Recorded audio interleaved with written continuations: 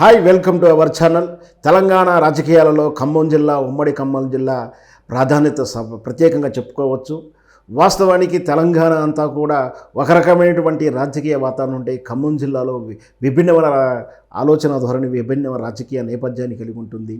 తెలంగాణ ఉద్యమ సమయానికి కూడా చూసుకున్న యావత్ కరీంనగర్, నల్గొండ ఇవన్నీ కూడా బీఆర్ఎస్ పార్టీకి అనుకూలంగా ఉన్న అది ఖమ్మం జిల్లా మాత్రం బీఆర్ఎస్కి వ్యతిరేకంగా లేదని చెప్పొచ్చు, కానీ బీఆర్ఎస్కు ఎక్కువ ప్రాధాన్యత ఇచ్చినటువంటి జిల్లాగా అయితే కనిపిస్తుంది. అక్కడ అయితే కమ్యూనిస్ట్ పార్టీ ప్రభావం ఎక్కువ ఉంటుంది. ఆ తర్వాత రాజకీయంగా చూస్తే కాంగ్రెస్ పార్టీ లేదా తెలుగుదేశం ప్రాబల్యం ఎక్కువ ఉంటుంది.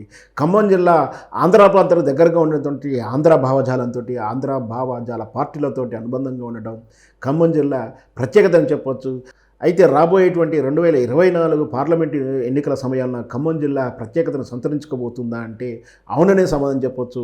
ఇక్కడ ఖమ్మం జిల్లా నుంచి సోనియా గాంధీ పోటీ చేసే అవకాశాలు ఉన్నాయని, కాంగ్రెస్ పార్టీ తరపు నుంచి సోనియా గాంధీ ఎంపీగా ఇక్కడి నుంచి పోటీ చేసి తెలంగాణ ఇచ్చినందుకు కృతజ్ఞతగా పంపించే ఆలోచన చేస్తున్నారని, ఇంకా ఖమ్మం జిల్లానే కాదు మెదక్ జిల్లా స్థానం నుంచి కూడా ప్రయారిటీ ఇస్తున్నారని కూడా కాంగ్రెస్ నాయకులు సూచిస్తున్నటువంటి సందర్భాన్ని మనం చూస్తూనే ఉన్నాం. అయితే ఖమ్మం జిల్లాలో ప్రధానంగా ఇక్కడ పొంగులేటి శ్రీనివాసరెడ్డి గారి క్యాప్టెన్షిప్ కనిపిస్తుంది. అలాగే బట్టి విక్రమార్క గారికి వాళ్ళ యొక్క నాయకత్వం కూడా జిల్లా మీద పట్టుత్వం కనిపిస్తూ ఉంటుంది. రాబోయేటువంటి ఎన్నికల దృష్ట్యా ఖమ్మం ఎంపీ స్థానం నుంచి బట్టి విక్రమార్క గారికి భార్య నందిని గారు కూడా టికెట్ ఆశిస్తున్నారు. అట్ ద సేమ్ టైం ఒకవేళ సోనియా గాంధీ గారిగా పోటీ చేస్తే మాత్రం మేము మద్దతు ఇస్తాము, సోనియా గాంధీ కాకుండా ఉంటే మాకు నందినికి టికెట్ ఇవ్వాలంటూ బట్టి విక్రమార్క ప్రయత్నం చేస్తున్నారు.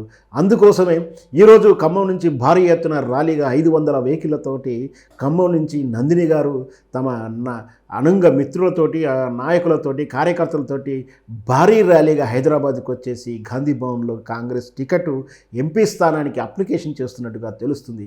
మొత్తం మీద మళ్ళీ ఒక ట్రెండ్ సెట్టర్ అయ్యే అవకాశం ఉంది ఖమ్మం ఎన్నికల్లో. ఎందుకంటే అసెంబ్లీ ఎన్నికల్లో కూడా ఖమ్మం జిల్లా మొత్తం కూడా బీఆర్ఎస్ పార్టీకి అనుకూలంగా లేకుండా ప్రతికూల వాతావరణం చూపించింది. ఎన్నికల ముందు ఏదైతే ఆ జిల్లా మీద పట్టున్నటువంటి పొంగులేటి శ్రీనివాస గారు చెప్పినట్టు కూడా అక్కడ అన్నిటికీ కూడా స్థానాలకు మొత్తం మీద కాంగ్రెస్ కైవసం చేసుకుంది.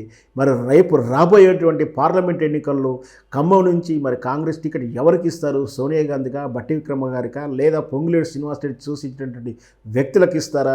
ఎవరిస్తారు? ఎవరు ప్రాబల్యాన్ని చాటుకుంటారు? ఖమ్మం జిల్లా ఎవరు గుప్పిట్లోకి వెళ్ళిపోతుందో ఇవన్నీ కూడా రేపు రాబోయేటువంటి ఎన్నికల ఫలితాలు అప్పుడు తెలిసిపోతాయి.